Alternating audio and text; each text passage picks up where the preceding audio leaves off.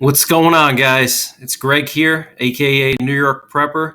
It is New Year's Eve 2021, and I wanted to give you guys my predictions for 2022 and talk about what we need to be prepared for and what I think are some of the major threats in the coming months. So, I want to talk about obviously Russia and China, and I think that Russia and China are going to be major threats in the coming months, and not just Ukraine area, but I've talked about how Russia and China, they are playing the long game. You know, they're playing chess and we're playing checkers. And China's not building up their military to such extreme levels in order to conquer Taiwan. You know, Taiwan is a small island and they don't need a huge fleet of aircraft carriers and, thousands of missiles and, massive amounts of tanks and jets. They don't need that just to take Taiwan, okay? China is building up their military because they have imperialistic goals, okay? I think that Taiwan is just one small speck. When you look at China and you look at Taiwan, I mean, Taiwan is really just symbolic. It's not anything that's really that critical for China. But what China really needs is they need more land mass because they have so many people and their territory is very small, as you can see here on the map. So they need more territory for their people. You know, their population continues to grow and eventually they're going to need to expand their territory. So that's why they're building up their military, guys. They're not building up their military and, building hundreds and hundreds of jets and dozens of aircraft carriers so that way they could take Taiwan. Okay, Taiwan is really nothing. It's more symbolic. It's more taking over Taiwan for China would be more of a symbolic victory over the West and over the United States, but it's really low on the totem pole when we're talking about strategic goals for China. Okay, like I said, guys, their long-term strategic goal is to expand their territory. And furthermore, their long-term strategic goal is to knock us down the totem pole. So we're no longer at the top, okay? Because right now, the United States, although we have some pretty corrupt leaders, we still have the most powerful military the world has ever seen.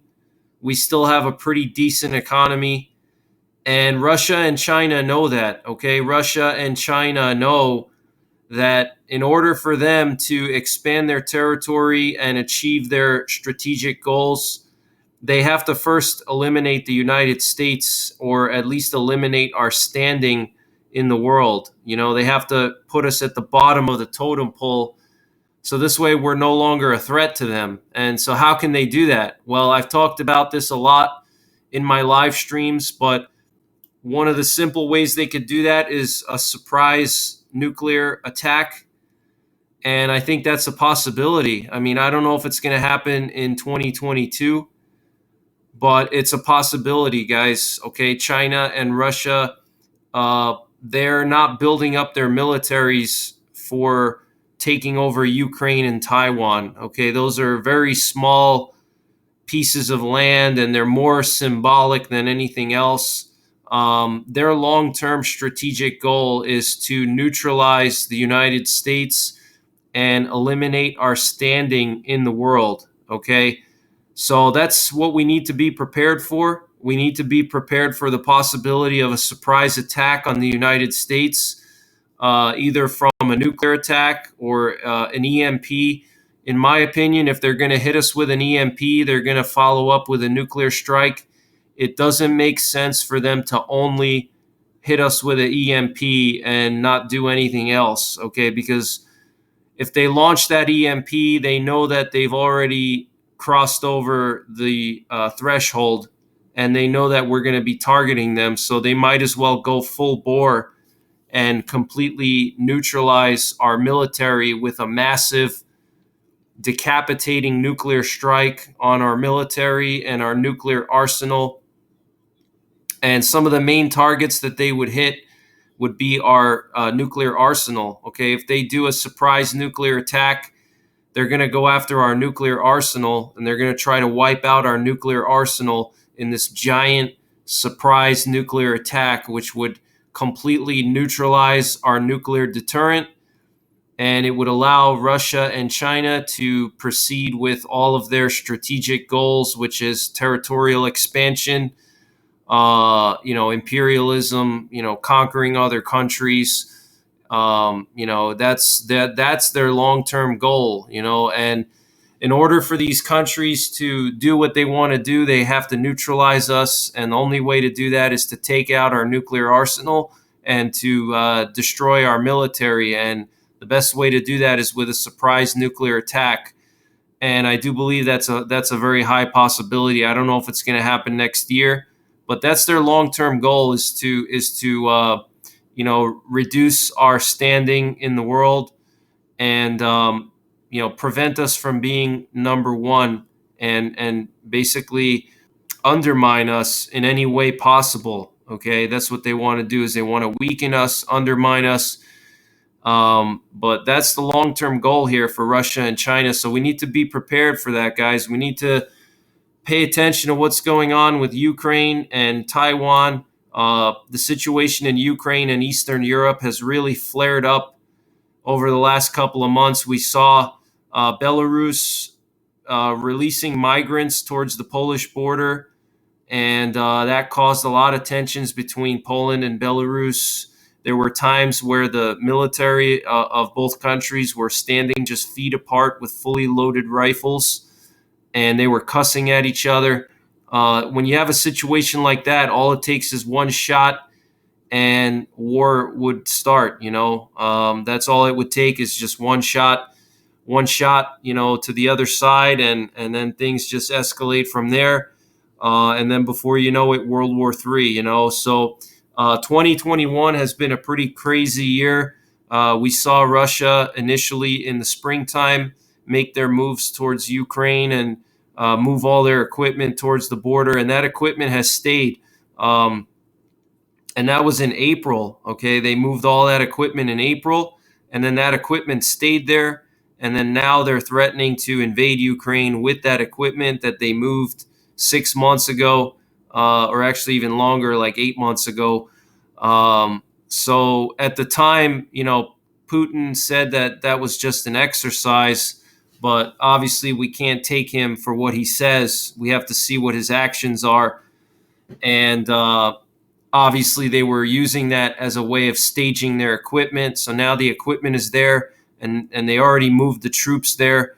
So the next step is just crossing the border and invading Ukraine. And if there's an invasion of Ukraine, guys, it could really spiral out of control. We don't know what could happen. It could escalate into a world war. It could escalate into a nuclear war. So these are things that we need to think about.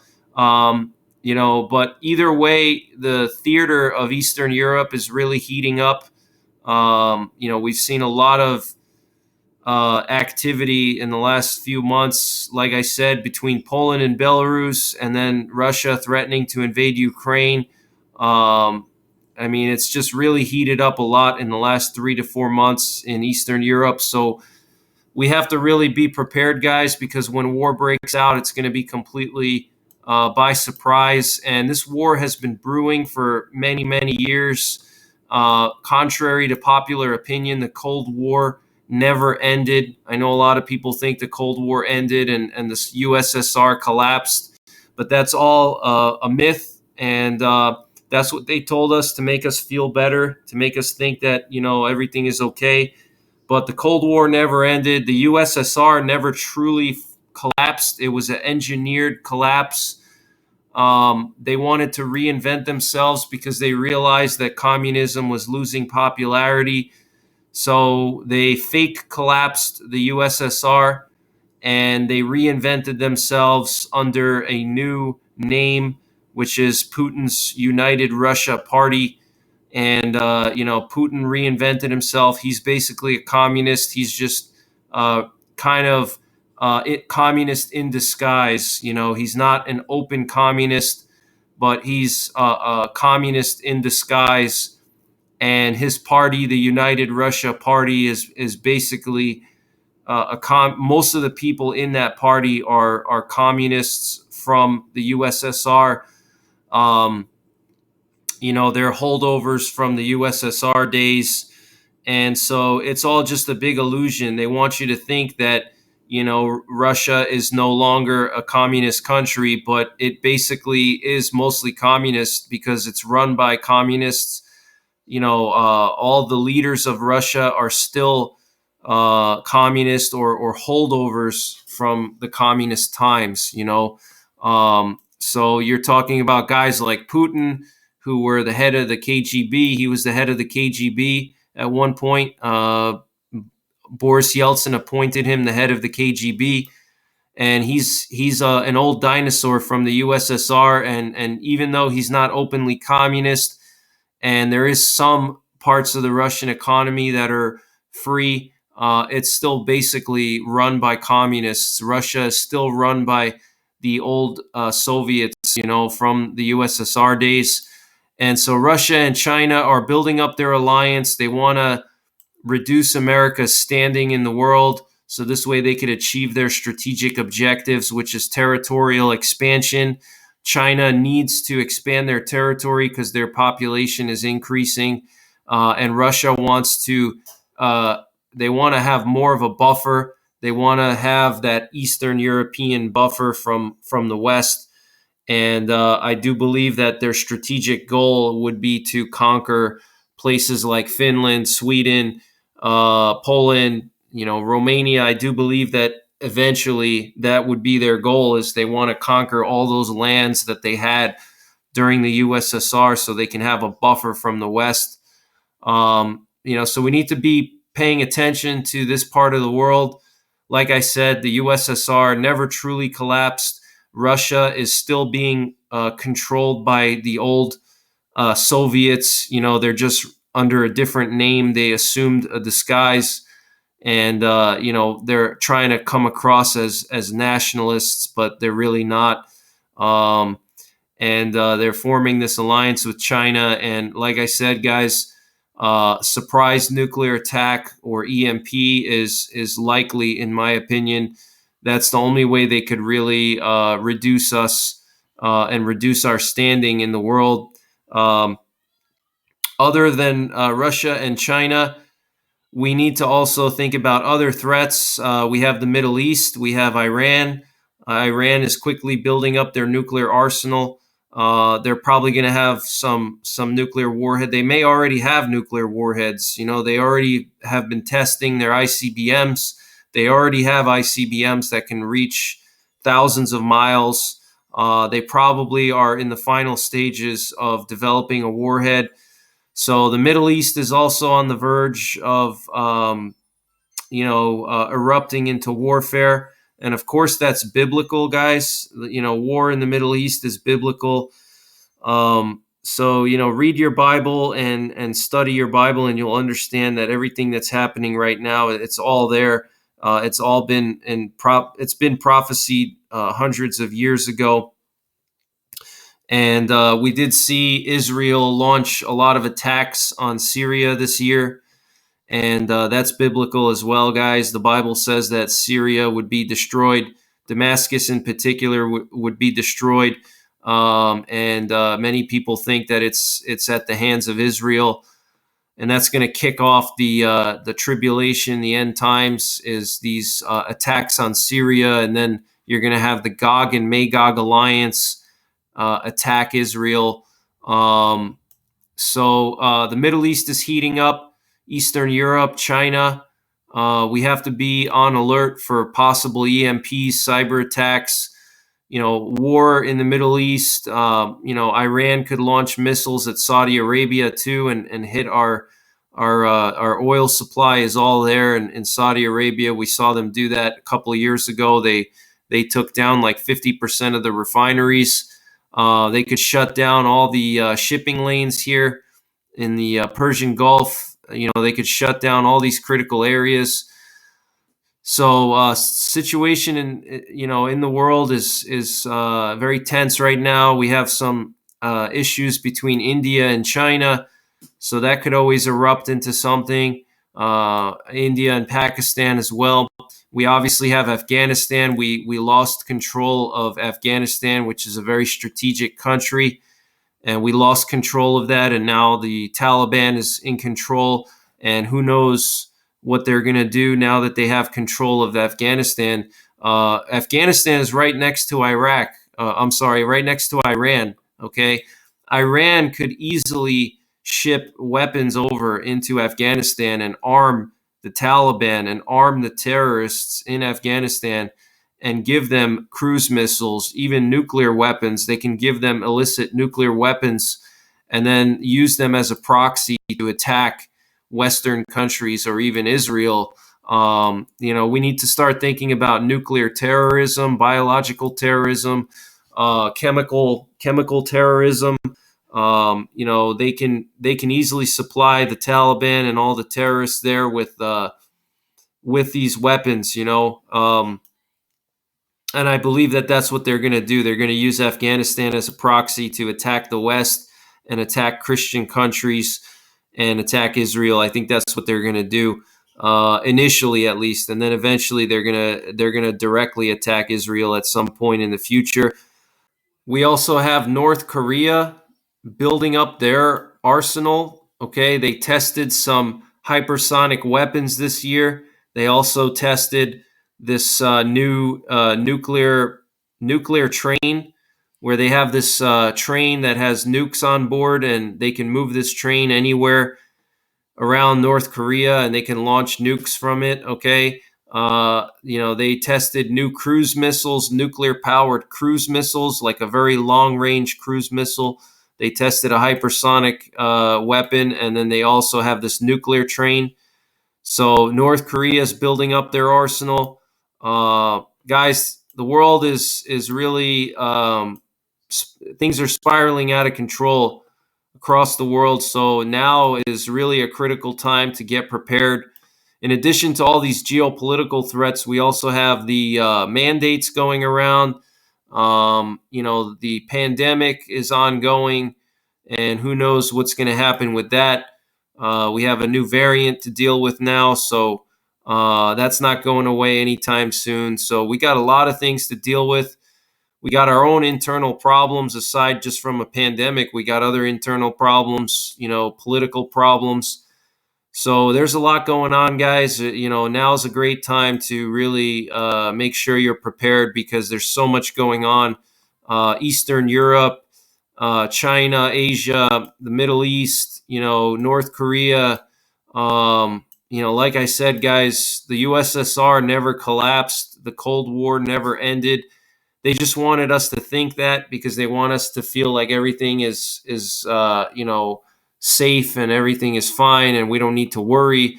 But our country is not prepared for a nuclear attack. Okay, all the Cold War bomb shelters that they used to maintain during the 1950s and 60s and even through the 70s, all those fallout shelters are in disrepair. And many people don't know how to survive a nuclear attack. So if we were to get hit by this decapitating nuclear strike, most Americans would not know what to do, and it would be a very bad situation. So I recommend you guys study up on your nuclear survival. I have an entire playlist dedicated to that, and I'm going to be doing more videos on it. But our country is not ready for a nuclear attack. We're not ready for an EMP. We're not ready for a massive cyber attack. Our supply chain is very vulnerable. So there could be some kind of national crisis next year. I don't know. But there's a lot of threats going on around the world. So that's my thoughts, guys. That's my predictions. I think that we're gonna see more more tensions around the world, possibly an invasion of Ukraine, possibly something with Taiwan. But remember, guys, that Russia and China, Taiwan and Ukraine are not the end game for them. That's just a little symbolic thing. Their end game is much bigger, and I believe it does involve a surprise attack on the United States, a surprise nuclear attack, an EMP strike on the United States. That's their end game. That's why they're building up their nuclear weapons and their military. They're preparing for some kind of future war with the West. But that's pretty much it, guys. Just wanted to share my thoughts on everything. I hope you guys have a wonderful New Year celebration. Thank you guys for all your support. I really appreciate it. I have a lot of things planned for my channel in 2022. So that's pretty much it, guys. I wish you and yours a happy new year, and take care. God bless. And don't forget the 3 Ps: prepare, practice, and persevere.